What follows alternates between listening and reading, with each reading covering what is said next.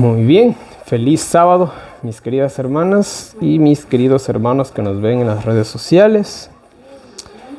Y bueno, hace un par de semanas y específicamente la semana pasada terminamos el estudio de el sello de Dios. Hablamos brevemente, la verdad, porque hay más que decir. Hablamos brevemente acerca del sello de Dios, la marca de la bestia. Y aunque es un tema más amplio de lo que nos podemos imaginar, pues a la manera que hemos de seguir estudiando la palabra de Dios, vamos a seguir aprendiendo más cosas, ¿sí?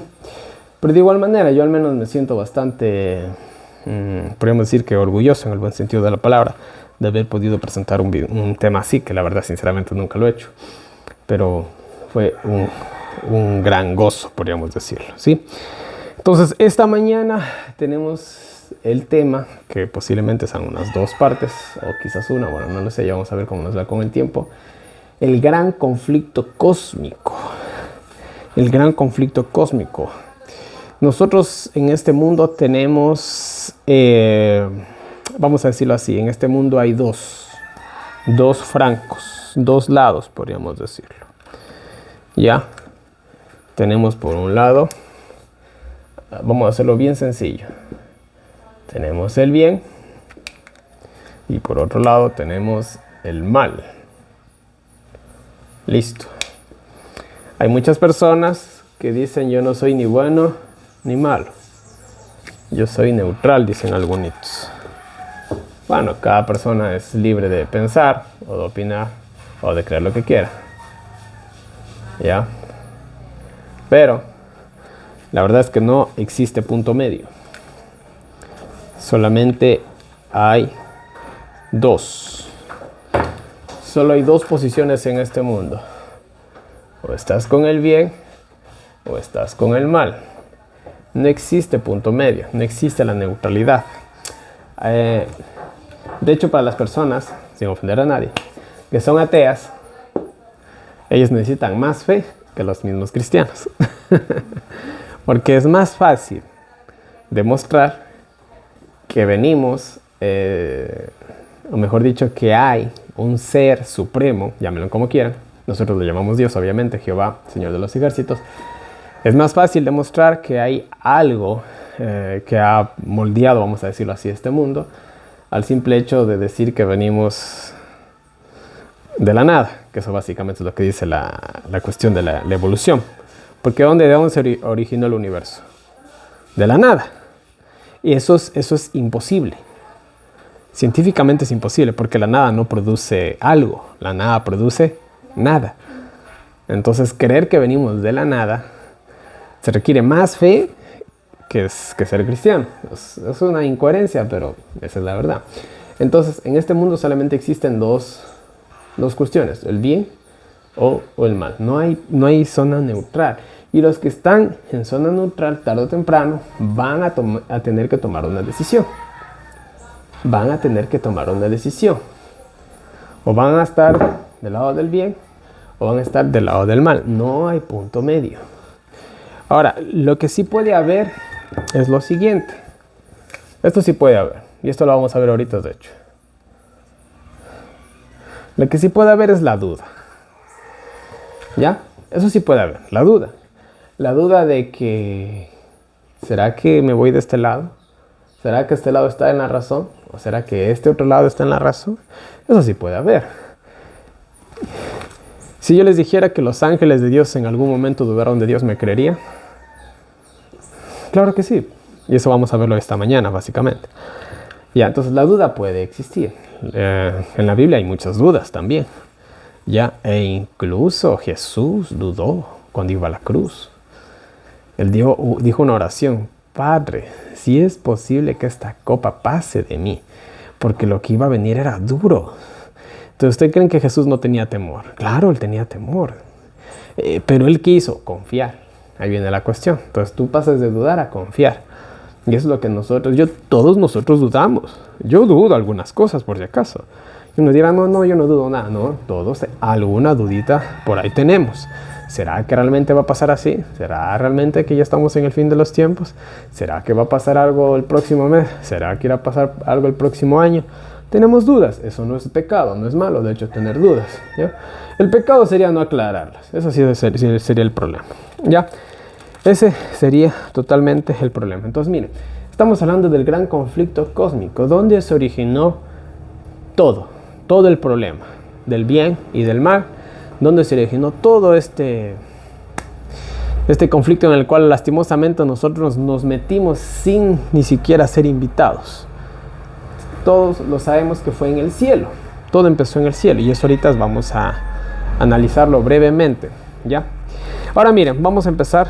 Un dato curioso, dice 2/3 partes de la Biblia son profecías y casi todo ya se ha cumplido. Bueno, yo diría que toda la Biblia es profecía. El autor de este libro se quedó corto para mí.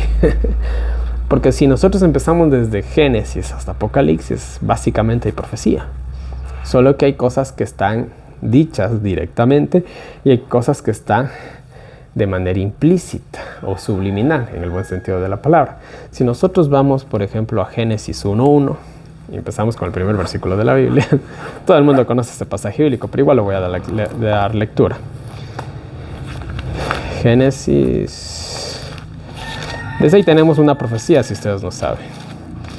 Y ustedes dirán, ¿cómo? Dice, en el principio creó Dios el cielo y la tierra. Y ustedes dirán, ¿dónde está la profecía? Es interesante que ese pasaje bíblico tenga 6 palabras. Ustedes dirán que tenga 6 palabras. Simple, ¿cuántos años va a durar la historia de la humanidad? 6.000 años. 6.000 años va a durar la historia de la humanidad. Desde el primer versículo bíblico ya nos estaba diciendo que la historia de la humanidad iba a durar 6.000 años. Ya, solamente para que se hagan una idea. Y si nos vamos así por toda la Biblia, ya vamos a analizar más profecías. Es como, por ejemplo, otra que está aquí mismo. En Génesis, ¿en qué día se creó el sol?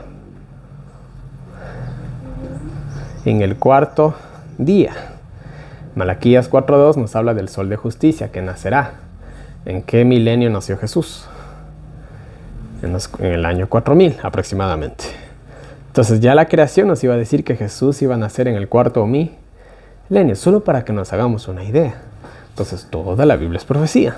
Solo que, de hecho, hay eruditos que dicen que si nosotros solamente tuviéramos los 5 libros del Pentateuco, Génesis, Éxodo, Levítico, Número y Deuteronomio, dice que eso fuera suficiente para nosotros.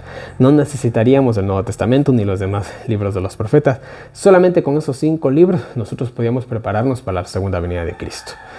Porque la verdad, cuando uno analiza esos libros a fondo, se esconde una cuestión, pero...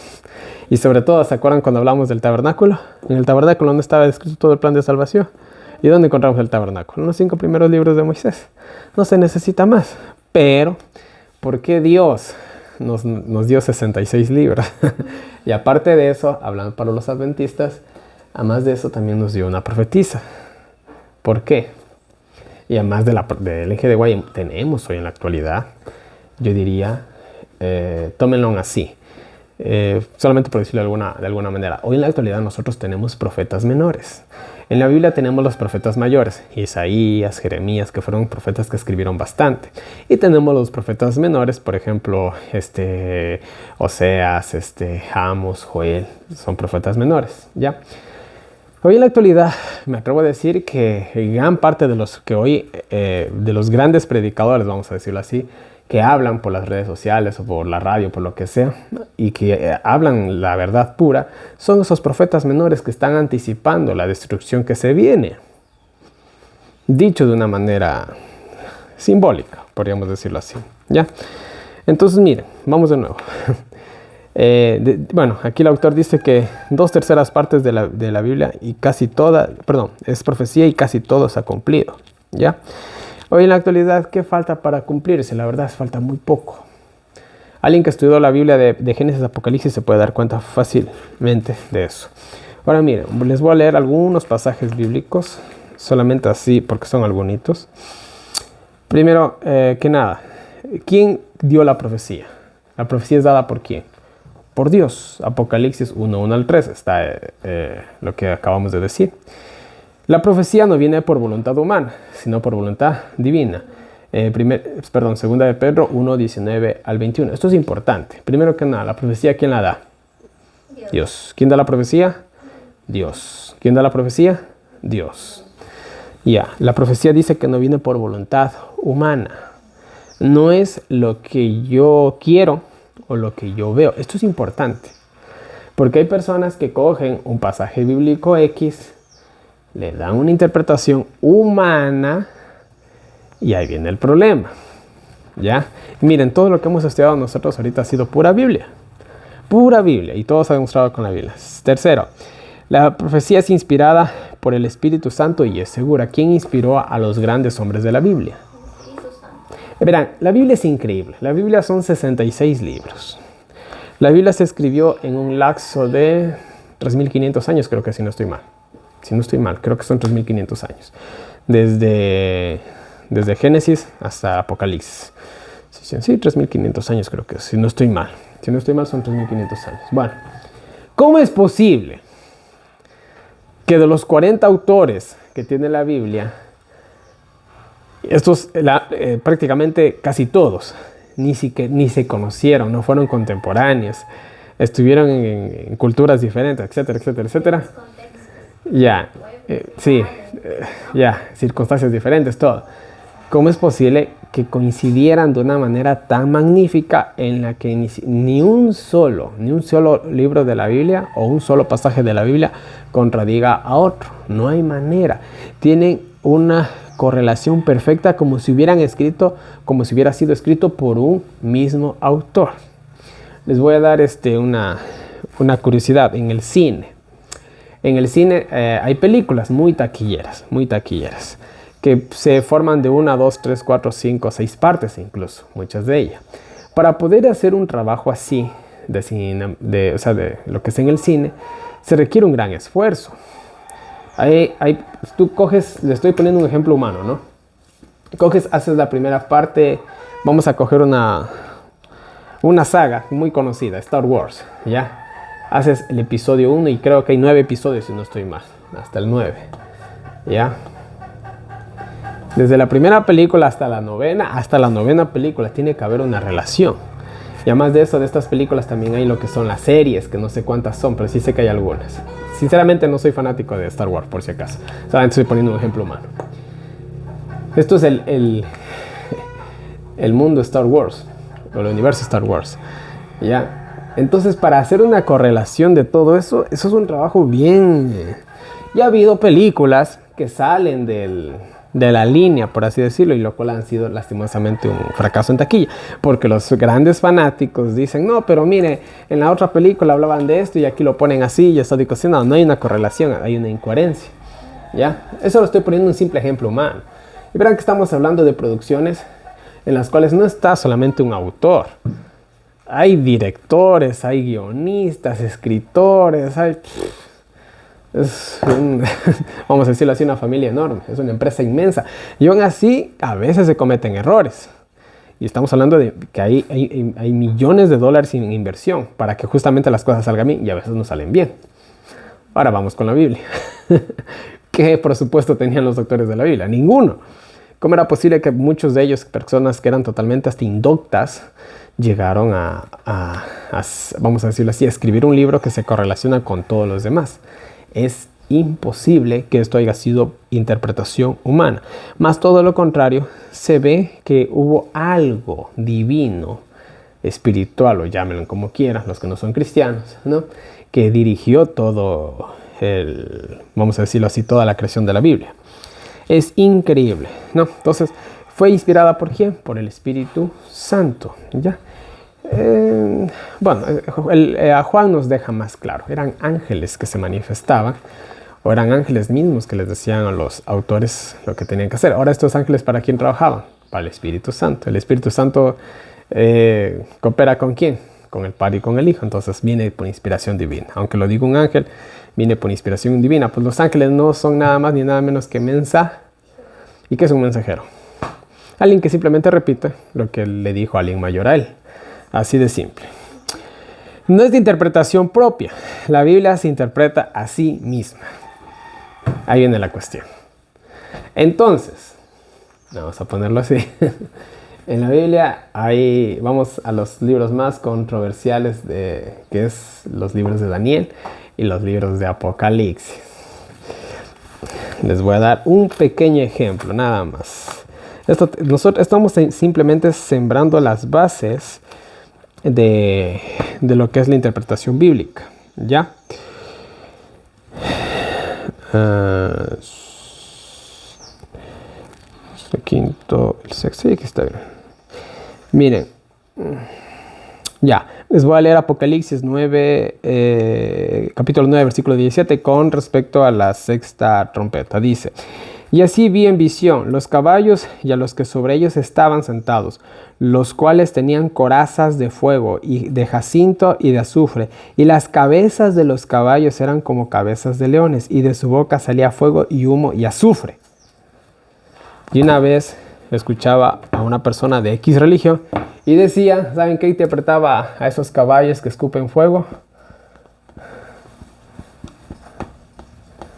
Él decía, son tanques. Son tanques de guerra. Porque claro, los tanques escupen fuego. Hay alguien que está sobre el tanque. Entonces son tanques de fuego. Pero nosotros no podemos hacer eso. Nosotros tenemos que ir a ver qué significa una coraza de hierro. ¿Qué significa una cabeza de león? ¿Qué significa fuego y azufre? Y tenemos que ir a los demás pasajes de la Biblia que hablan justamente de esos elementos y decir, esto significa esto significa aquello y esto significa lo otro. Yo no puedo usar mi imaginación. Para interpretar la Biblia, la imaginación está prohibida. Nadie puede coger y decir, aquí yo veo, o esto parece. No, la Biblia se interpreta a sí mismo. La Biblia se interpreta a sí mismo. ¿Qué tal si yo cojo a una señorita y le pregunto, ¿cuál es tu película favorita? Ella me va a decir el Titanic. Y yo le digo, no, es Rambo 3. ¿Será que yo le puedo decir a ella cuál es su película favorita? No, tal vez Rambo 3 es mi película favorita. Estoy dando un ejemplo, no, Rambo 3 no es mi película favorita, por si acaso. Por si acaso, no. Entonces solamente estoy poniendo un ejemplo. Entonces yo no le puedo decir a alguien qué le gusta y qué no le gusta. Entonces yo puedo coger y decirle a Dios cómo interpretar la Biblia. Ya me entendieron. La Biblia se interpreta a sí mismo. Tú coges un pasaje bíblico y para interpretar este pasaje bíblico vas a otro pasaje bíblico, a otro pasaje bíblico y a otro pasaje bíblico. Entonces la Biblia tiene su propia correlación. No hay otra manera de interpretarla. No hay otra manera de interpretarla. ¿Sí? No se olviden que por boca de 2 o 3 testigos se decidirá todo asunto. ¿Ya? Entonces, bueno. Hay una bienaventuranza para los que estudian y guardan la palabra de Dios. Y eso lo encontramos en Apocalipsis 1:1 al 3. Dios no hace nada sin revelar su secreto a sus siervos los profetas. Amos 3:7. Esto es interesante. Dios no hace nada sin revelar su secreto a sus siervos los profetas. ¿En qué sentido estamos hablando? Miren, el tema que estábamos viendo en esta mañana, muy práctico, muy bonito, la verdad, y muy interesante. En esto que hablaban del eclipse, ¿qué decía? Qué interesante que este eclipse va a pasar por 7 ciudades que tienen el nombre de Nínive. Y que está, 8, gracias. Y que también está bajo la constelación de la ballena. Y por una ciudad que llama... Entonces, el que tiene, vamos a decirlo así, la visión espiritual, fácilmente lo va a ver. ¿Qué significa profeta en la Biblia? ¿O cómo se les llamaba a los profetas antes de llamar a los profetas? ¿Saben cómo se les llamaba?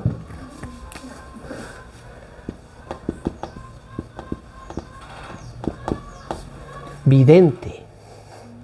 Visión. ¿Cómo está la iglesia de la Odisea? Ciega. Te aconsejo que te pongas colirio, compres de mí colirio. ¿Ya? Bueno, esto será para otro tema. Démonos cuenta nomás. ¿Ya? Dios revela su secreto a sus siervos los profetas. ¿Quiénes son sus siervos los profetas? Los que entienden la palabra de Dios. Tú dijiste algo muy interesante. Esas cosas solamente lo saben los adventistas. No todos. Voy a aclarar. No todos los adventistas. Los que realmente estudian lo saben. Y los demás ahorita están en sus iglesias, si es que están en sus iglesias, y si no están pasando Semana Santa con la familia. Ya, entonces Dios puede revelar a las personas, ¿qué cosa?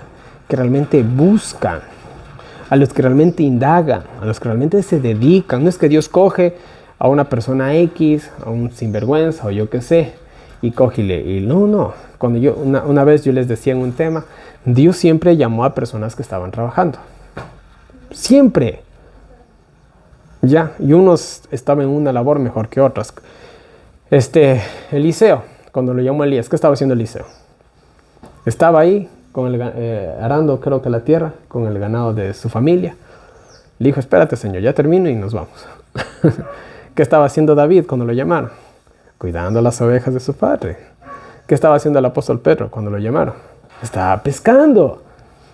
¿Qué estaba haciendo Gedeón cuando lo llamaron? Escondiendo la cosecha de los madianitas, creo que era. Ya, todos estaban trabajando. Ustedes nunca van a ver que Dios coge a un ocioso. Dios no hace eso. Y si vamos con don Daniel, que llevamos esos temas, ya, ¿qué hizo Daniel cuando le dijeron, mira, el rey tuvo un sueño? Déjenme ir a consultar a Jehová. Y toda la noche con sus compañeros, Sadrach, Mesach y Abednego, dice que estuvieron ahí en ayuno, en oración, para que Dios les revele. No es que ellos dijeron, no, tranquilo, ya en 5 minutos dile al rey que ya voy a darles interpretación. Ellos no hicieron eso. ¿Sí se dan cuenta? Entonces, mira, Dios no hace nada sin revelar sus secretos a sus siervos los profetas. Ya, entonces, y Dios nos ha dejado ya todo, básicamente. Es muy poco lo que nosotros podemos casi, vamos a decirlo así, de descubrir. Es muy poco, la verdad. Pero Dios, vuelve a insistir, Dios va a mostrar su voluntad a las personas que la buscan. Si no, olvídate. El Señor lo dice de antemano para que creamos cuando suceda. Esto es interesante. Dice Dios que Él dice las cosas de antemano antes de que sucedan. Mirarán, yo estaba ahorita sacando cuentas, rapidito. Dicen que va a haber un eclipse el 8 de abril, ¿no? Sí. Vamos a poner aquí la fecha. 8 de abril. Estamos del año 2024, ¿verdad?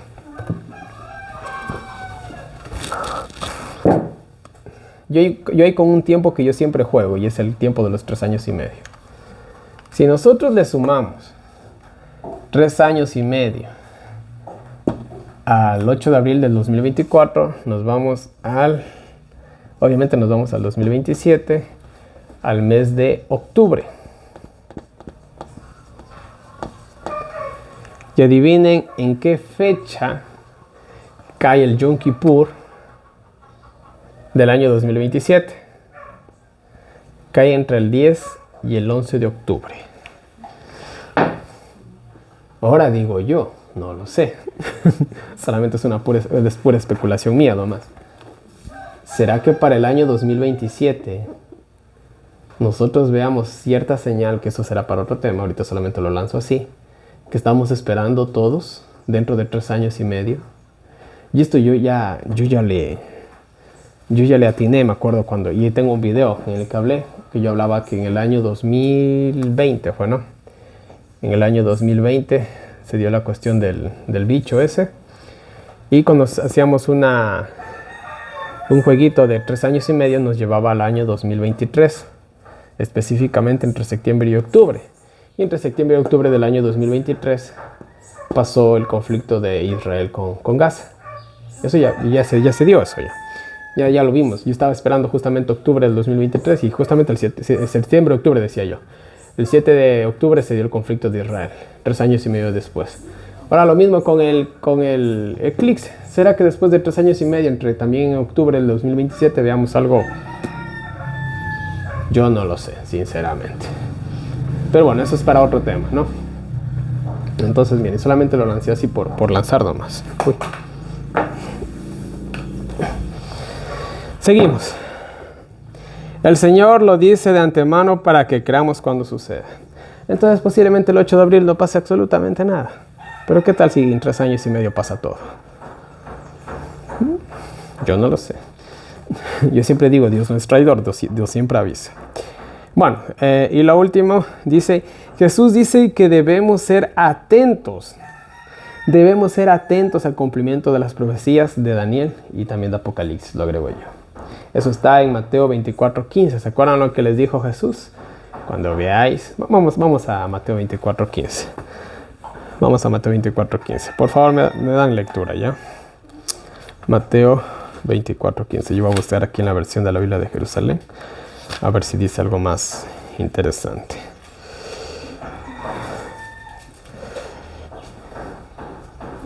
La palabra del Señor dice: por tanto, cuando viereis la abominación desoladora que fue dicha por el profeta Daniel, que estará en el lugar santo, el que lee entiende. Amén. En la Biblia de Jerusalén dice, cuando veáis pues el ídolo abominable. El ídolo. ¿Se acuerdan cuando hablábamos del sábado y el domingo? Que todo es una cuestión de adoración. Ya hemos de estudiar Mateo 24 en otra ocasión. Y vamos a ver todo lo que sucedió en la destrucción del templo. Pero miren, Jesús dice que debemos estar atentos al cumplimiento de las profecías de Daniel. ¿Qué dice? Que debemos estar, ¿qué cosa? Atentos. Está pasando esto, está pasando aquello, está pasando el otro. Hay guerras y rumores de guerras. Hay pestes, hay hambres, hay terremotos, hay tsunamis, hay inundaciones. Bueno, las cosas son como nunca las hemos visto, ¿no? Pero bueno, miren, vamos a Apocalipsis 12, 7 y 9. Apocalipsis 12, 7 y 9. Y vamos a empezar ya en el tema. Hemos planteado las bases solamente de este estudio. Vamos ahora sí un poquito más al meollo de la cuestión. Apocalipsis 12, 7 al 9. Por favor, si tienen, me da lectura. 7 al 9. Sí. Dice la palabra del Señor. Y hubo una gran batalla en el cielo. Miguel y sus ángeles luchaban contra el dragón. Y luchaban el dragón y sus ángeles. Pero no prevalecieron, ni fue hallado ya el lugar de ellos en el cielo. Y fue lanzado fuera aquel gran dragón, la serpiente antigua, llamada Diablo y Satanás, el cual engaña a todo el mundo. Fue arrojado en tierra, y sus ángeles fueron arrojados con él. Amén, muy bien. ¿Dónde empezó todo el problema? En el cielo. No se nos dan los detalles exactos, pero ya lo vamos a ir viendo a lo que vamos viendo en otros pasajes bíblicos. Pero dice que hubo una batalla en el cielo. Realmente lo que hubo en el cielo fue un golpe de estado. Ya, eso fue. ¿Por qué creen que estaba peleando Satanás? Por poder, por control. ¿Qué quería él? El trono de Dios. El trono de Dios. Era un golpe de estado. Él quiso, bueno, como no lo pudo tener, vamos a decirlo así, con sus engaños, como no lo pudo tener a las buenas, dijo, bueno, por las malas. Entonces dice que ¿quién fue el que se levanta a pelear con él? Miguel. ¿Quién es Miguel? Ya hablamos de eso. Jesús. Ya. Y Jesús, pues, bueno, ya sabemos, Jesús no iba a perder la batalla, ¿no? Ahora miren, antes de la batalla, ¿cómo se llamaba Satanás? Lucifer. Lucifer.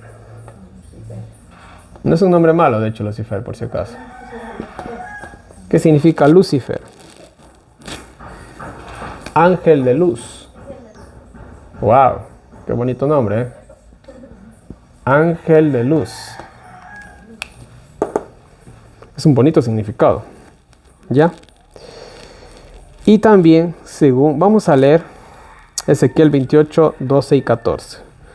Vamos a ver, vamos a analizar bien la cuestión del gran conflicto. Ezequiel 28, 12 y 14. Aquí estamos.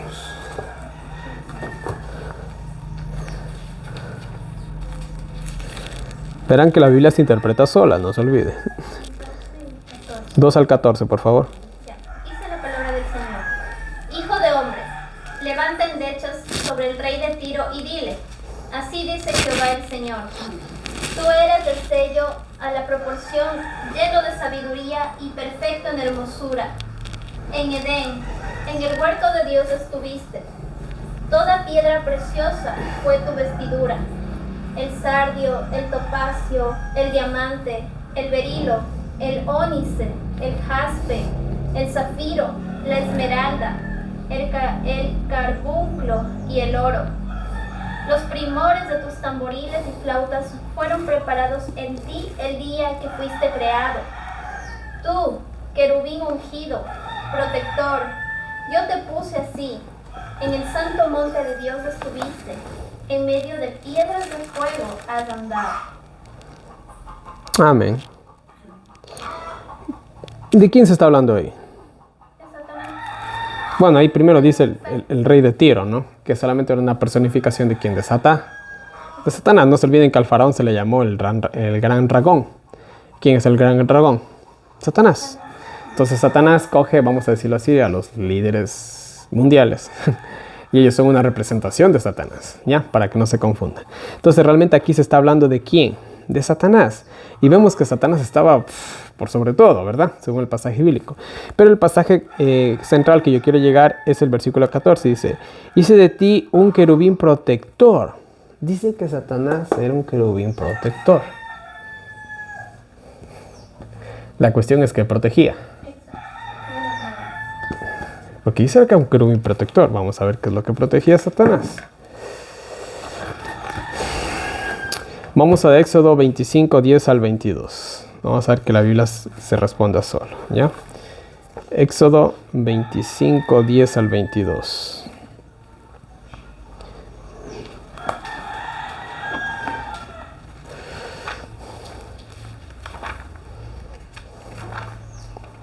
Por favor, si tienen, me da lectura.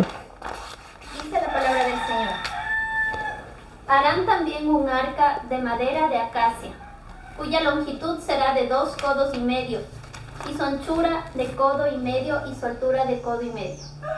Y la cubrirás de oro puro, por dentro y por fuera la cubrirás.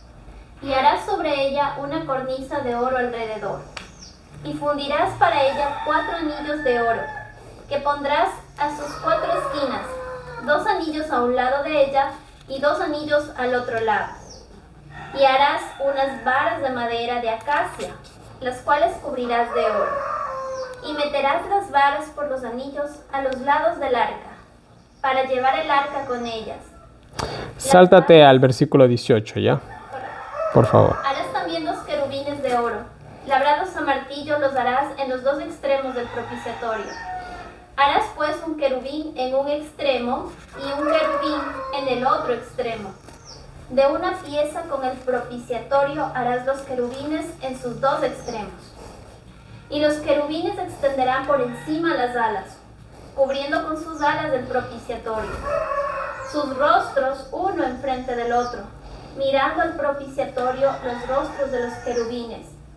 Y pondrás el propiciatorio sobre del arca, y en el arca pondrás el testimonio que yo te daré.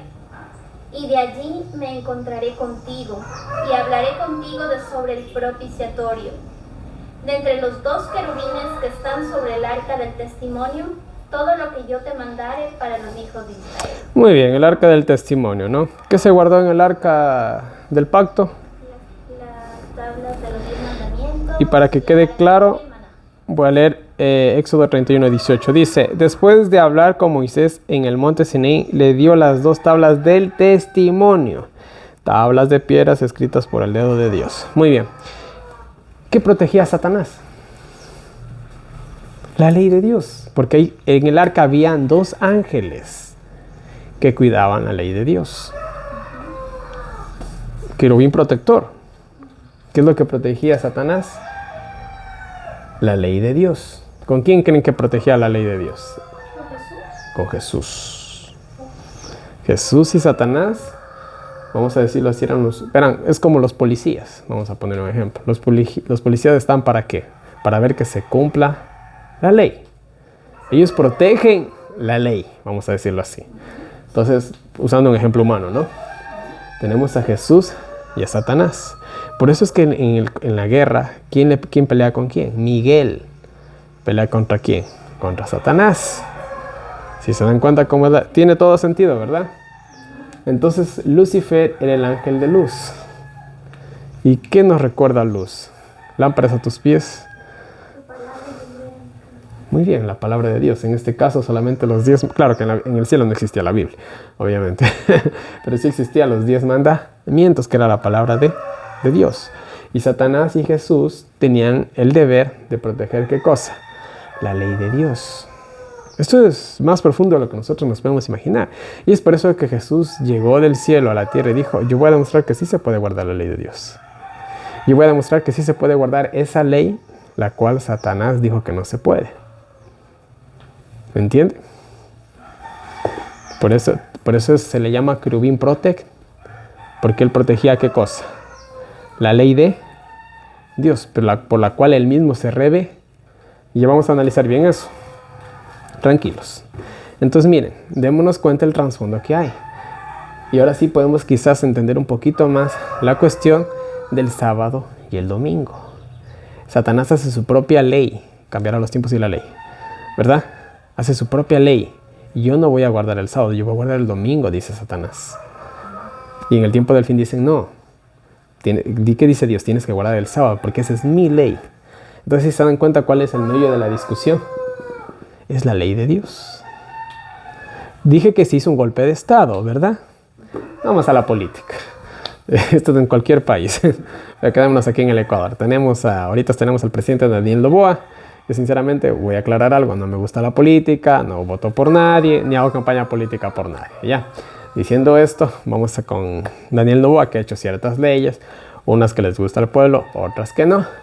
Pero obviamente, dentro del Congreso, de lo que es la Asamblea Ecuatoriana, ¿tiene oposición el presidente? La tiene. Ya, entonces vienen los de X partido y dicen, esa ley que votó el presidente está mal. Cuando nosotros tengamos un presidente, él va a abrogar esa ley. Ahorita tenemos un problema en el Ecuador, yo lo veo como un problema, sinceramente. Van a subir, ya se subió, mejor dicho, el 15% del IVA. De lo cuánto se pagaba era el 12, ¿no? El 12, del 12 al 15, es bastante la verdad, ¿eh? Y ya todo va a comenzar a subir de precio. Y cierto partido político, que no lo voy a mencionar, está diciendo, no, que eso es inconstitucional, que cómo van a subir el 15%. Vuelta a los partidarios que sí son del presidente, que dicen, no, que eso está bien, que justamente este dinero nos va a ayudar a combatir la delincuencia. Yo sinceramente no sé ni me interesa. Ya, entonces miren, ¿qué sucede si el del partido contrario del actual presidente llegan al poder? Ellos van a coger y lo primero que van a hacer es abrogar esta ley, ¿verdad? Porque ellos entran con un nuevo gobierno, con una nueva mentalidad, con unas nuevas leyes. Es lo mismo que pasó en el cielo. El Inge de Guay, en el libro Patriarcas y Profetas, ella aclara y dice que la aseveración de Satanás en el cielo era la siguiente. Nosotros somos seres perfectos. A ver, ¿los ángeles son perfectos, sí o no? Lo son. Ellos no conocen el pecado, ellos son perfectos. Ya, eso es cuestión de lógica. El argumento de Satanás era, nosotros no necesitamos ley. Y si uno se pone a analizar un poquito, uno dice, bueno, como que tiene razón, ¿no? Un ser perfecto necesita ley. ¿Seguros? Si no necesitaban ley, ¿qué pasó entonces? ¿De dónde vino el mal? Ahí viene la cuestión. Aún en la perfección se necesita ley. Aún en la perfección se necesita ley. Y uno dirá, pero aún en la perfección se necesita. ¿Cuándo termina el deber de un padre y de una madre? Cuando el hijo cumple 18 años, cuando el hijo se casa, cuando el hijo ya tiene hijos. El deber de un padre se acaba en la tumba. Cuando se muere, ahí se acaba el deber de un padre. Hasta ese entonces el padre siempre va a velar por sus hijos. Siempre. No importa si el hijo es exitoso y siempre va a estar pendiente de sus hijos. Y el día que el padre o la madre se entera que el hijo está resfriado, se va a preocupar. Entonces, ¿cuándo termina el deber de un padre? En la tumba. ¿Ya? De igual manera, aún en la perfección se necesita ley. Y este es el problema del gran conflicto. La ley de Dios contra la ley de Satanás. El gobierno de Dios contra el gobierno de ¿quién? De Satanás. ¿Qué quiere hacer Satanás aquí en la tierra? Manifestar su gobierno. Dios dice un hombre y una mujer. ¿Qué dice Satanás? Todos contra todos, por decirlo de alguna manera. Ya, usted me entiende. ¿Sí se dan cuenta? Ya, solo por poner un ejemplo. Dios dice, no robarás. ¿Qué dice el comunismo? Quítale a los ricos y dale a los pobres. Eso es una manera de robar. Por si acaso. Y tampoco estoy a favor del capitalismo, por si acaso. Ya, pero solamente estoy mostrando unos ejemplos, ¿sí? Muy bien. Ahora miren. Todo el mundo conoce esto. Primera de Juan 3:4. Pecado es transgresión de la ley. El pecado es la transgresión de la... ¿Cómo pudo Satanás pecar en el cielo? Fácil, porque transgredió ¿qué cosa? La ley. Es la cuestión más sencilla del mundo. Si nos damos cuenta, la Biblia se responde sola. Nunca se olviden de eso, ¿ya? Entonces, miren. No me acuerdo quién fue el que dijo. La ley de la libertad. También se la conoce a... No está aquí el pasaje bíblico, déjenme ver. No.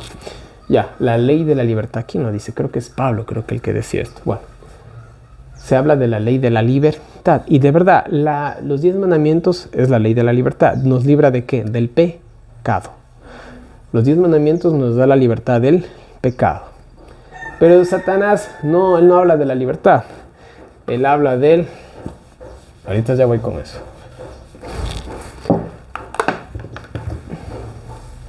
Él no habla de la libertad, él habla del libertinaje. ¿Hay gran diferencia en eso? Claro que sí. Yo tengo la libertad en mi soltería de contraer matrimonio con una señorita, ¿verdad? Satanás no. Él dice, no necesitas una, necesitas varias. No necesitas solamente señoritas, necesitas también señoritos. Y en otros casos no necesitas señoritos, necesitas también animales y un montón de cosas asquerosas, horribles y bueno, etc. Eso es del libertinaje. Yo no estoy diciendo nada que no vaya con el significado de la palabra. Esto es el libertinaje. Una cosa es libertad, otra cosa es libertinaje. ¿Ya? Son dos cosas muy diferentes. Y aquí incluso, haciendo un paréntesis más dentro de esto mismo, entra lo que es el feminismo y el machismo también. Aunque bueno, el machismo ya casi se ha extinguido, casi. Ya, al menos aquí en Occidente. En Oriente es otra historia, ¿ya? Aquí incluso viene la cuestión del feminismo. ¿Qué dicen las mujeres? No, que no necesitamos a los hombres, yo puedo ser hombre, etcétera, etcétera. E incluso, yo estaba viendo esta semana unos videos en los cuales se ponían a competir mujeres expertas en deportes, ¿no? Contra hombres. Y la diferencia es abismal. Incluso hubo un jugador de tenis que hizo un comentario crítico a una de las mejores jugadoras de tenis del mundo. Y él dijo, esa jugadora no llegaría ni al puesto, creo que dijo 70 o 80 de los mejores del mundo entre los hombres, dijo él. Y todo el mundo le cayó encima, todito el mundo le cayó encima. Entonces él dijo, verán, hagamos la cosa más sencilla. Pongamos a jugar una pareja de hombre y mujer con otra pareja de hombre y mujer. Y van a ver la diferencia. Y dicho y hecho. Obviamente que los hombres, porque genéticamente estamos diseñados para el trabajo duro y todo eso. No es una discriminación decir que un hombre es más fuerte que una mujer. No lo es. Es la realidad. Y por eso mismo, los trabajos más duros del mundo, adivinen quiénes están ahí. Los hombres, están los hombres. Y nadie se molesta por eso. Y los hombres no se molestan por eso. No dice que somos discriminados al exigirnos trabajos duros. No, todo lo contrario. Uno coge y va a lo que va. ¿Ya? Entonces, miren, esto es el libertinaje. Que nos saca fuera de la libertad. Ahora, imagínense, coger a una... Esto es una... Sería algo horrible, ¿no? Y es horrible realmente. Coger a una mujer y ponerla en el lugar de un hombre. Dios mío.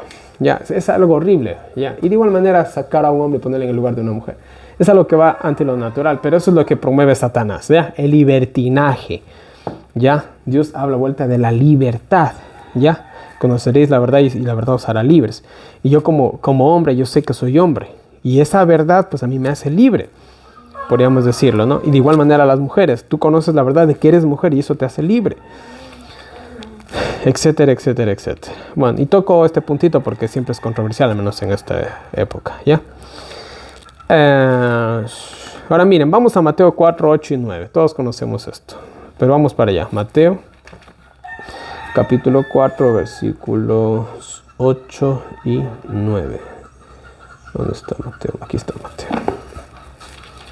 Mateo 4, 8 y 9 dice la palabra de Dios. De nuevo lo llevó consigo el diablo, Satanás, o Lucifer, llámenlo como quiera, a un monte muy alto. Estamos hablando de la tentación de Jesús, ¿no? Después de los 40 días en ayuno. Le mostró todos los reinos del mundo y su gloria. Y le dijo, todo esto te daré si te postras y me adores. ¿ya? Y bueno, dícele entonces Jesús, apártate, Satanás, porque está escrito, al Señor tu Dios adorarás y solo a Él darás culto. Dice la Biblia de Jerusalén. Me gusta bien esta traducción, ¿ya? Viene Satanás y ya, conocemos toda la historia, la acabamos de leer. Y le ofrece todos los reinos de este mundo. ¿A quién le pertenecían los reinos de este mundo? Obviamente que a Satanás. Satanás era el príncipe de este mundo, o era el dueño de este mundo, podríamos decirlo. Por eso también ofreció lo que él podía dar. Y le dice, mira, si tú coges nomás y te inclinas ante mí un ratito, yo te voy a dar todo esto. Y pues Jesús le dijo, mira, solamente a Dios se puede adorar y solamente a Él se puede adorar, etcétera, etcétera. Entonces, miren, ¿qué es lo que quiso Satanás en el cielo? Aquí lo vemos. ¿Cuál era el deseo de Satanás? Que el Hijo de Dios, o Dios mismo, podríamos decirlo, lo adore. O sea, él quiso estar en el lugar de ¿quién? De Dios. Y él está hablando un poquito del feminismo, ¿no? ¿Qué hace el feminismo? Quiere estar en el lugar de los hombres. Y los hombres también, hay que decirlo, que no están libres, también, algunos, bueno, no todos diría yo, pero algunos de ellos también quieren estar en el lugar de las mujeres. Hoy en la actualidad, yo le he dicho algunas veces, los hombres son inútiles. Ya no quieren trabajar en las cosas duras. Ya no quieren trabajar en las cosas pesadas. Quieren estar sentaditos en una oficina o yo no sé qué. Qué pena, como hombres, ¿ya? Entonces miren, Satanás quería estar en el lugar de ¿quién? De Dios. Y ahí lo deja muy clara la tentación en el desierto, ¿ya? Él quería la adoración celestial. Él quería ser la deidad, podríamos decirlo así. Y de hecho, él tiene su propia deidad. Eso lo encontramos en Apocalipsis. Tenemos el dragón, la bestia y el falso profeta. Pero eso será para cuando lleguemos a Apocalipsis. Él tiene también su trinidad, podríamos decirle una palabra mal dicha quizás. Bueno, etcétera, etcétera, etcétera. Ahora miren, bueno, saltémonos esto. Ya. Vámonos a Apocalipsis 12, 3 y 4. Vámonos de nuevo a Apocalipsis. Apocalipsis 12, 3 y 4. Steffi, tú busca Miseías 9, 15, ¿ya? Yo voy a leer Apocalipsis.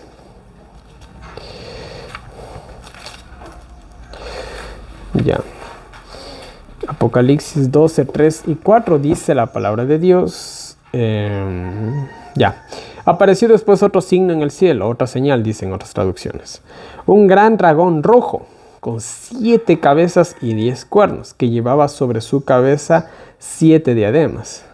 Barrió con su cola, o arrastró, también dice otras versiones de la Biblia, la tercera parte de las estrellas del cielo. Las precipitó sobre la tierra o las lanzó a la tierra. El dragón se detuvo delante de la mujer que iba a dar a luz para devorar a su hijo en cuanto naciera. Amén. Muy bien. Ahora, bueno, el pasaje bíblico nos dice que Satanás con su cola arrastró la tercera parte de las estrellas, que nosotros sabemos que son los ángeles, según Apocalipsis 1, que habla también de las 7 estrellas que están sobre las 7 iglesias, son los 7 ángeles de las 7 iglesias. Ya, ahora sí, por favor, léeme Isaías 9:15, por favor. Dice, el viejo y venerable de rostro es la cabeza, el profeta que enseña mentira es la cola. Ah, cola.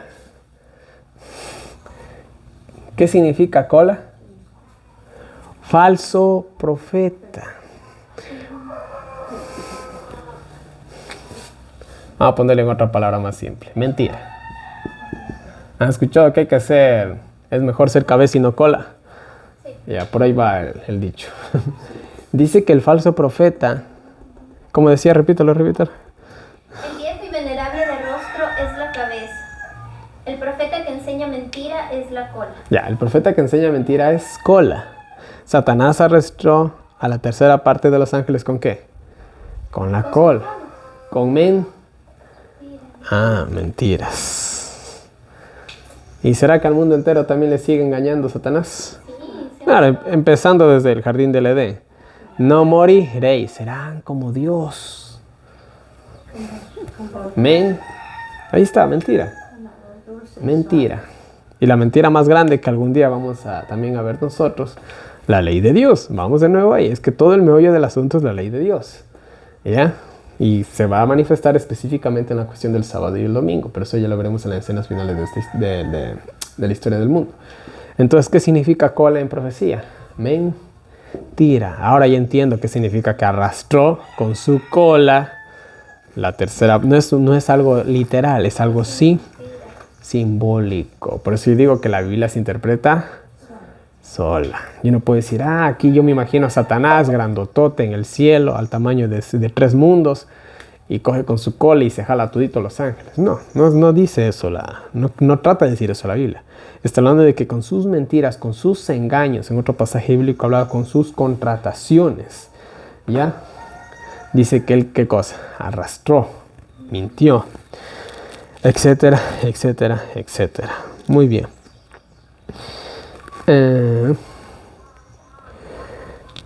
Ya, muy bien. Vamos a Primera de Juan 4:8. Primera de Juan.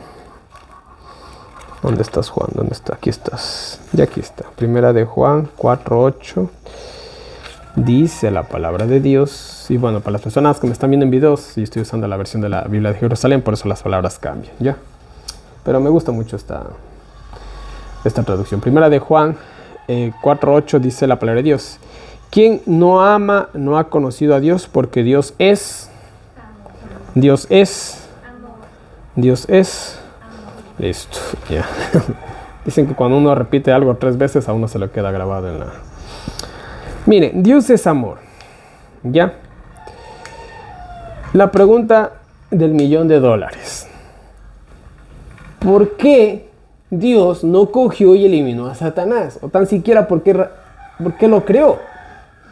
Yo, sinceramente, no lo hubiera creado. Él no creó a Satanás, él creó un ángel de luz. Bueno, a Lucifer, digamos. Pero si yo ya sé, Dios es el tiempo, ¿verdad? Dios sabe el pasado, el presente y el futuro. Y bueno, Dios lo sabe todo, es omnisciente. Ya. Ahora, la cuestión es, ¿por qué sabiendo todo lo que iba a suceder, no eliminó a Satanás? Porque no es cobarde y enfrenta los problemas. No tanto eso. Es una cuestión de amor. Lo voy a poner de una manera bien clara, bien específica. A todos nos ha pasado, hombres y mujeres. Más a las mujeres que a los hombres, de hecho. Viene, hay una señorita muy bonita. Imaginémonos que hay una señorita muy bonita. Y viene un hombre. Y este hombre a ella le da todo. Pero lo que es todo. Le da el último iPhone, le compra una casa, le compra un carro, todo. Le lleva de vacaciones a Europa. Pero ¿saben cuál es el detalle? Ella no lo ama. ¿Qué puede hacer este hombre para que ella le ame? Regalarle el mundo.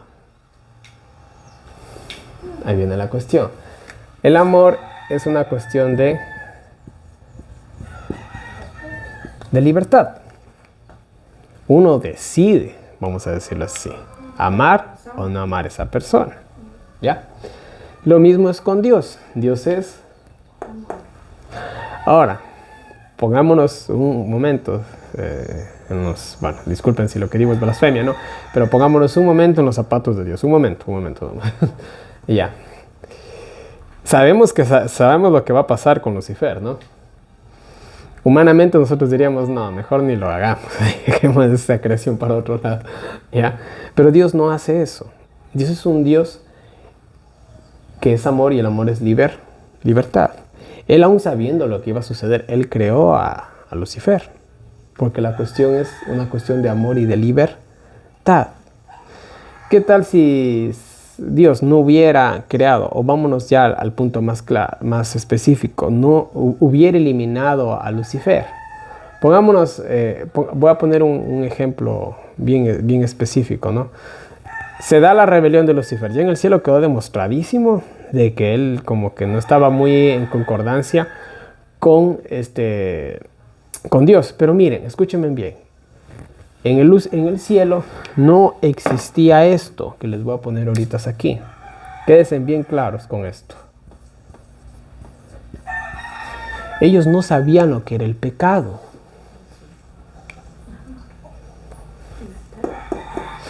Lo voy a poner de una manera bien sencilla. Es como que un hombre se imagine ser mujer, o una mujer se imagine ser hombre. Nunca lo va a entender.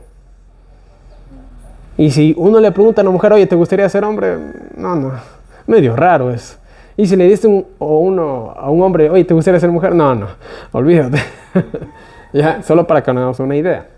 Y eso que compartimos la misma naturaleza y toda la cuestión, ¿no? Y los hombres venimos hasta de una mujer. Entonces, en el cielo no existía el pecado. Ellos no sabían lo que era el pecado. ¿Qué es el pecado? Se sucedió la rebelión en el cielo. Las cosas se dieron. Pero ustedes, ¿cómo creen que quedaron los ángeles? Que se quedaron de parte de Dios. ¿Será que Satanás tenía razón? Ya medio... Quedó la duda. ¿Sí me entienden? Quedó la duda. Ustedes pensarán que no. Ellos quedaron con duda. Pero todas las dudas se aclaran siempre. Satanás es expulsado. El momento en que Satanás es expulsado de la presencia de Dios, lo primero que siente, ¿qué fue lo que sintió? ¿Qué fue lo que sintieron Adán y Eva cuando pecaron? La ausencia de Dios. El pecado, vergüenza, miedo, todas esas manifestaciones que son justamente salir de la presencia de Dios. ¿Qué creen que sintieron también los ángeles? Lo mismo que sintieron Adán y Eva. En el momento en que ellos rompieron su lazo y fueron expulsados del cielo, ellos volvieron a sintieron eso por primera vez y dijeron, wow, yo no pensé que iba a ser así. Es como cuando uno comete pecado, todos hemos cometido pecado. E hicimos algo que nos parecía interesante, por decirlo de alguna manera. Y cuando lo hicimos y lo terminamos de hacer, no fue tan bonito como yo pensaba. Hasta te arrepientes, ¿verdad? Esto es así. Acá es lo mismo. Entonces ellos en el momento en que se sintieron fuera de la presencia divina, ahí recién comenzaron a entender la magnitud de lo que habían hecho. Porque ellos no conocían lo que era el pecado. No se olviden que para estar con Dios es una cuestión de fe. Y aún los ángeles tenían que estar en el cielo por fe. Y una vez les puse el ejemplo de Adán y Eva. Dios coge y crea a Adán. ¿Adán vio cuando se creó todo el jardín del Edén? No. ¿Adán vio cuando se lo crearon a él? Obviamente que no. ¿Adán vio cuando Dios creó a Eva? Tampoco. Él no vio nada. Absolutamente no vio nada. Él abrió los ojos y estuvo en un paraíso. ¡Wow! ¡Qué bonito! Yo lo hice. Viene un ser celestial que obviamente es Dios y le dice, mira, yo lo hice. Él tiene que creer por fe. Y él está bien, está todo bonito. Dice, bueno, como que sí, ¿no? Y después coge y le da a una mujer. Mira, yo la hice para ti, la saqué de tu costilla. Tiene que volver a creer por fe. Y la pasa muy bien. Y pasan algunos años muy bien. Porque aunque se dice que la fe es ciega, la verdad podríamos decir que la fe es ciega, pero la fe se basa en evidencias. Ya, Adán no pudo ver al Dios creador, por así decirlo, pero tuvo la evidencia de la creación. Y él tenía que tener una cuestión de fe. Lo mismo fue con los ángeles. Al igual que Adán y Eva, ellos tampoco han de haber visto cuando se creó el cielo y toda la cuestión, me imagino yo. Entonces ellos tenían que ir a creer en Dios, ¿por qué? Por fe. Muchos de ellos, la gran mayoría, razonaron y dijeron, oye, ¿sabes qué? Aquí hemos estado toda la eternidad y no nos ha faltado nada. Hemos estado bien. ¿Qué necesidad hay de salirse de la ley? Estamos bien aquí todos. Y no faltaron los que dijeron, no, pero mira, es que Dios hace lo que Él quiere, que no sé qué. No. Y eso es como cuando los hijos se rebelan contra los padres. Todos hemos pasado eso, ¿no? Que mi mamá o mi papá es así, es asado de cocina, no me deja salir cuando yo quiero. Pero el padre sabe lo que hay afuera. Por eso le dice, oye, no te vayas. Pero ya saben que a veces hay muchachos que colman la paciencia y le dicen, ¿sabes qué? Ya, ándate con tus amigos, a ver si tus amigos te van a dar ahí un cuarto para dormir, a ver si te van a dar las 3 comidas, a ver si te van a cuidar cuando tú estés enferma. Ándate. Y de verdad se van, ¿y qué le sucede a los pobres? Bueno, ya sabemos la historia. Acá fue la cuestión es lo mismo. Entonces los ángeles tenían que estar con Dios, ¿por qué? Por fe. Y cuando Satanás fue expulsado del cielo, la cuestión es, vamos a ver qué pasa ahora con Satanás. Vamos a ver si Satanás tenía la razón y él puede hacer un mejor gobierno que Dios. Vamos a ver si Dios tiene la razón. ¿Ya? Ahora, ¿qué hubiera pasado si en el momento en que Satanás es expulsado del cielo, coge Dios y ¡blum! Lo elimina?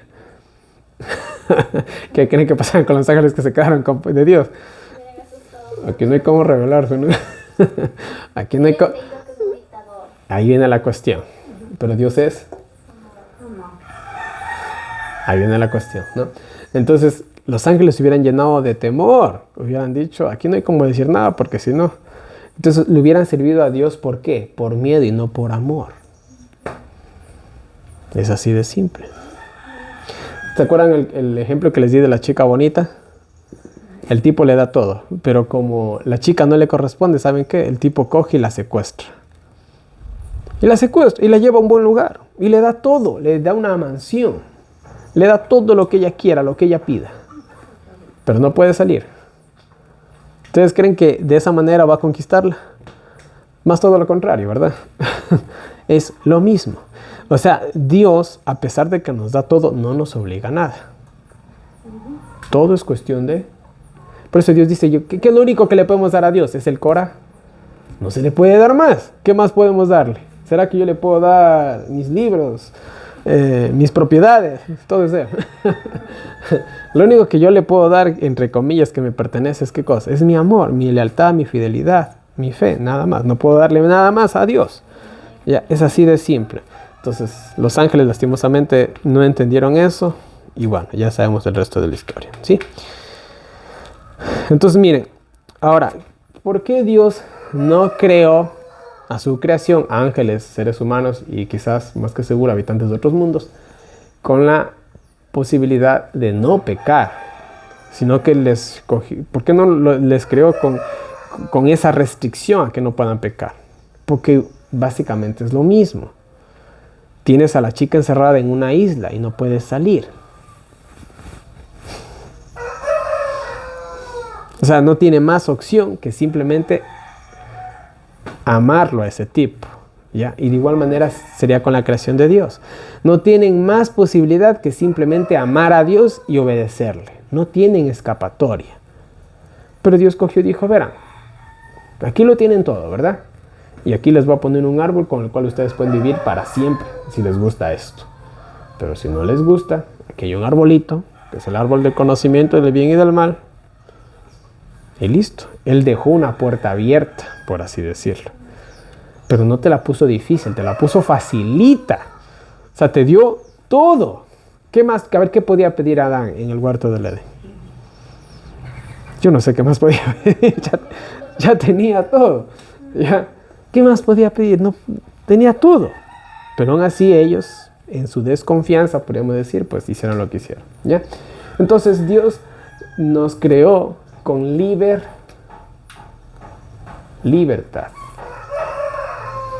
con libre albedrío, y eso es algo que ni siquiera Dios puede quitarnos, porque es algo que Él dio. Dios no es hombre para que se arrepienta.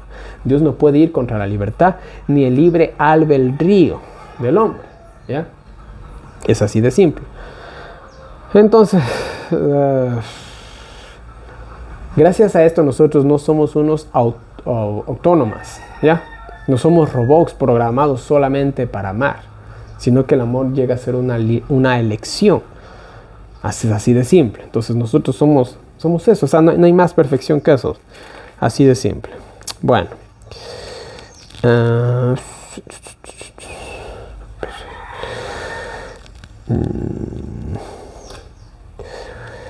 Miren, vamos a 2 Corintios 11, 13 y... Dame lectura, Steffi, ya. 2 Corintios 11, 13 y 14. 2 Corintios 11, 13 y 14.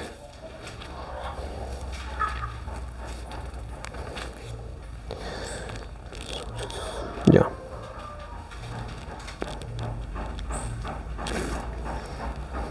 La palabra del Señor dice: porque estos son falsos apóstoles, obreros fraudulentos, disfrazándose como apóstoles de Cristo. Y no es de maravillarse, porque el mismo Satanás se disfraza como ángel de luz. Muy bien. Bueno, esto es un dato interesante, ¿no? Dice que Satanás se puede hacer pasar por ángel de luz. Satanás se puede hacer pasar por ángel de luz. Y bueno, podríamos ponerlo de una manera más simple. La palabra engaño. Nada más. ¿Cómo se presentó Adán y Eva? Verán, hasta donde se sabe, la serpiente no se arrastraba. La serpiente que había en el jardín del Edén no es la que conocemos nosotros, porque ella se le condenó a arrastrarse. ¿Qué es lo más parecido a una serpiente? Un dragón, la serpiente antigua, el dragón. Satanás. ¿Qué es un dragón? Pues es una serpiente con patas y alas. Si nosotros vamos a las representaciones que hay, los dragones tienen escamas. Son igual que una serpiente, son una serpiente, solo que con alas y patas. Entonces, ante Eva fue un animal alado, un animal volador, muy hermoso, porque yo me imagino que no era feo. Obviamente el dragón, se cree que era más que seguro el animal más hermoso del huerto del Edén. A veces nosotros vemos un pajarito, se nos hace tan lindo, imagínense cómo era la serpiente o el dragón. ¿Y qué hizo? Se hizo pasar por ángel de luz, podríamos decirlo, y ya sabemos el resto de la historia. ¿Ya? ¿Hoy en la actualidad es lo mismo? Claro que sí. Ahora el engaño más grande que estamos enfrentando nosotros es el nuevo orden mundial, por ponerlo de una manera. ¿Ya? Todo esto nos promete, incluso uno de sus eslogans, no tendrás nada y serás Feliz. Yo no sé en qué sentido hablarán, pero ese es uno de sus eslogans. No tendrás nada y serás feliz. Pues eso es un engaño. ¿Cómo es que tú puedes ser feliz no teniendo nada?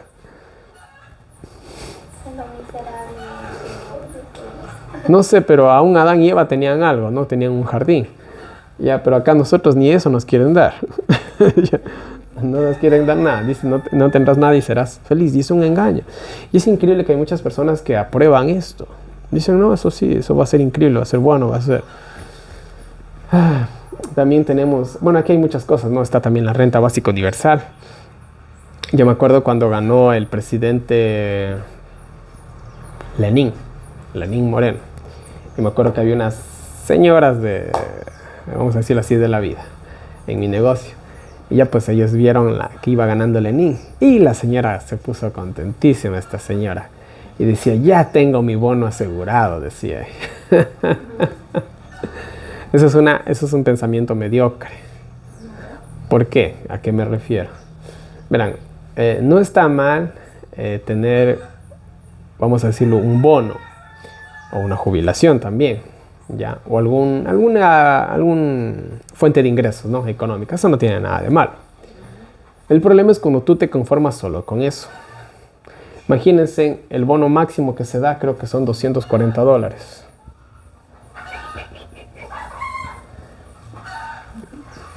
Con $240 no se puede vivir, se puede sobrevivir. Vamos a aclarar eso.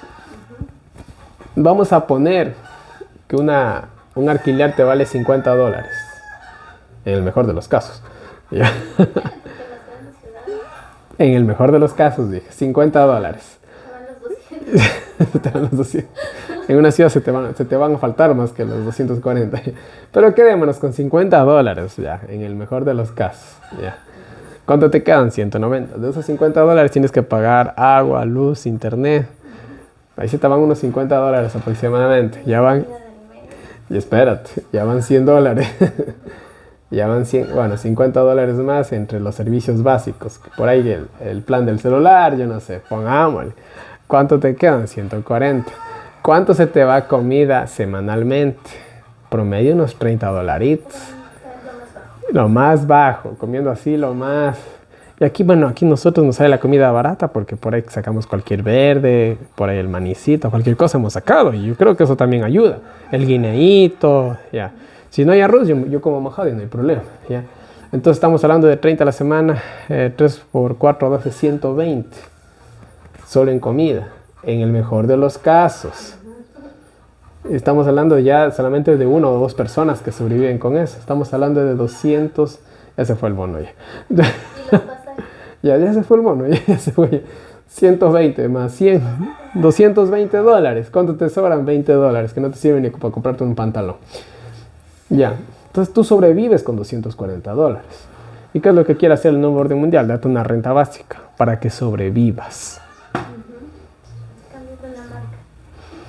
Ya, cambio de una marca. Pero bueno, eso es otro tema. ¿Ya? Entonces, des en cuenta nomás. ¿Ya? El engaño. Y tú dices, ay, $240, qué bonito recibir $240, ¿verdad? Pero ustedes, por ejemplo, las personas que reciben un bono, saben que si ellos reciben el bono, por ejemplo, hay una ayuda a las madres que tienen hijos discapacitados, que les dan más o menos $240. Pero el requisito que les piden a ellas es que ellas no pueden trabajar. Tienen que estar cuidando a su hijo. Pero esta madre que no puede trabajar, sucede que es madre soltera, no tiene solamente un hijo discapacitado, tiene 2 hijos más, que tiene que también, ¿cómo puedes tú dedicarte 100% al chico si tienes 2 hijos más? O sea, no hay manera. Uno dirá qué bonito los $240, pero la verdad no es bonito. Realmente están poniendo muchas limitaciones, ¿sí? Bueno, les voy a leer esto. Dice, desafortunadamente Adán y Eva habían tomado una decisión en contra de la palabra de Dios y en favor de la rebelión. Dios tuvo que sacarlos del paraíso para que ya no tengan acceso al árbol de la vida y se conviertan en pecadores inmortales. Esto es interesante. Adán y Eva tenían el árbol de la vida y dice que Dios los sacó del jardín del Edén. ¿Por qué? Era más por la cuestión del árbol de la vida. Porque yo ya les he dicho alguna vez, imagínense vivir para siempre en pecado. Sinceramente, yo no me lo imagino. Yo quisiera llegar máximo a los 80 añitos y adiós. De mi parte, no sé. Pero bueno, acordémonos que cuando Dios le dijo a Adán y Eva, cuando les dio la advertencia del árbol del conocimiento del bien y del mal, les dijo que ellos ese día iban a morir. Hago una pregunta, ¿Adán y Eva murieron ese día? No. ¿Dios es mentiroso? No. Es muy simple. Vamos a Génesis 2, vamos a Génesis capítulo 2, versículo 17, vamos primero. Génesis, ¿me das lectura por favor? Dice la palabra del Señor. Amén. Más del árbol de la ciencia del bien y del mal no comerás, porque el día que de él comieres, ciertamente morirás. Amén. Génesis 3, 21 dice la palabra de Dios. Jehová, Dios hizo para el hombre y su mujer túnicas de piel y los vistió. Muy bien. Dios le dice, verán, ustedes comen del árbol del conocimiento del bien y del mal y van a morir. Lo que dijo Dios era cierto. Pero Dios dio bueno, vamos a ponerlo así, un sustituto. ¿Quién era el sustituto de Adán y Eva?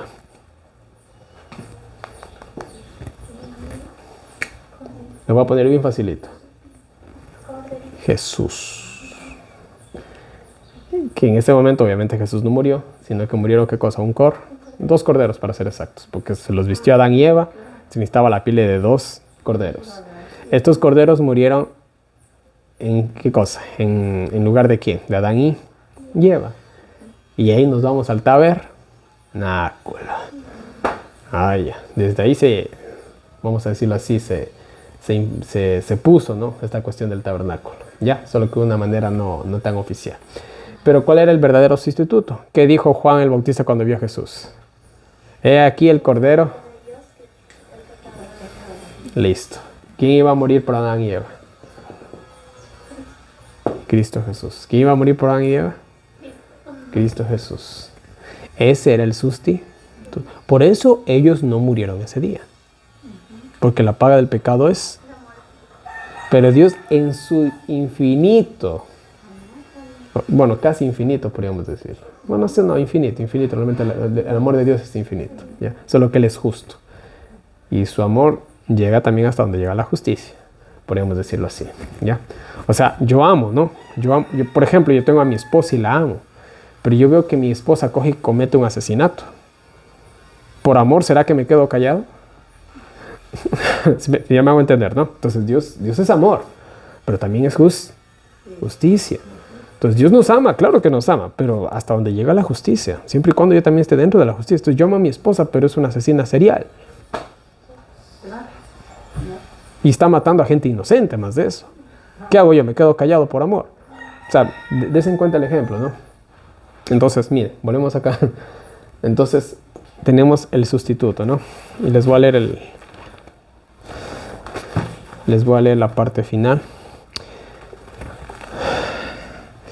Dice,